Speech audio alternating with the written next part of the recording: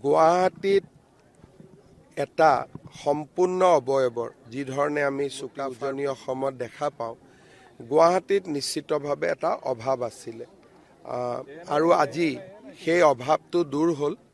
আৰু মই ভাবোঁ যে অন্তত গুৱাহাটীলৈ আহি যিসকলে স্বৰ্গদেউ চাওলুং চুকাফাক শ্ৰদ্ধা জনাব, তেওঁলোকে এতিয়াৰ পৰাই এই ক্ষেত্ৰখনলৈ আহি সেই সুবিধা গ্ৰহণ কৰিব পাৰিব। আজি পবিত্ৰ মেডাম মেফি আৰু এই পবিত্ৰ দিনটোত অসমৰ ভেটি গৰুতা আমাৰ সকলোৰে পৰম পূজনীয় স্বৰ্গদেউ চাওলুং চুকাফাৰ এটা সুন্দৰ প্ৰতিমূৰ্তি আমি গুৱাহাটীৰ মেডাম মেফি ক্ষেত্ৰত নটবমাত উদ্বোধন কৰিছোঁ। এটা গৌৰৱৰ দিন, সৌভাগ্যৰ দিন। কেন্দ্ৰীয় মেডাম মেফি উদযাপন সমিতি আৰু আমাৰ ৰাজ্যিক কেন্দ্ৰীয় মন্ত্ৰী পবিত্ৰ মাৰ্ঘেৰিটাই প্ৰতিমূৰ্তিটো নিৰ্মাণৰ ক্ষেত্ৰত বিশেষ আগভাগ লৈছিল।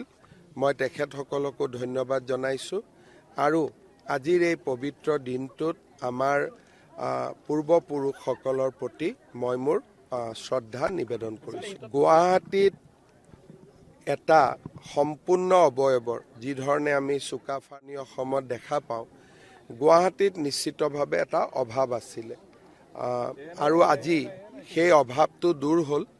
আৰু মই ভাবোঁ যে অন্তত গুৱাহাটীলৈ আহি যিসকলে স্বৰ্গদেউ চাওলুং চুকাফাক শ্ৰদ্ধা জনাব খোজে, তেওঁলোকে এতিয়াৰ পৰাই এই ক্ষেত্ৰখনলৈ আহি সেই সুবিধা গ্ৰহণ কৰিব পাৰিব।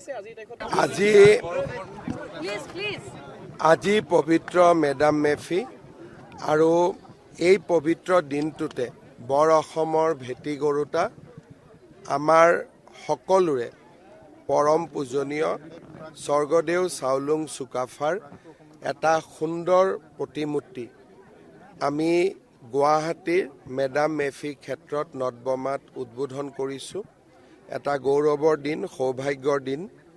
কেন্দ্ৰীয় মেডাম মেফি উদযাপন সমিতি আৰু আমাৰ ৰাজ্যিক কেন্দ্ৰীয় মন্ত্ৰী পবিত্ৰ মাৰ্ঘেৰিটাই এই প্ৰতিমূৰ্তি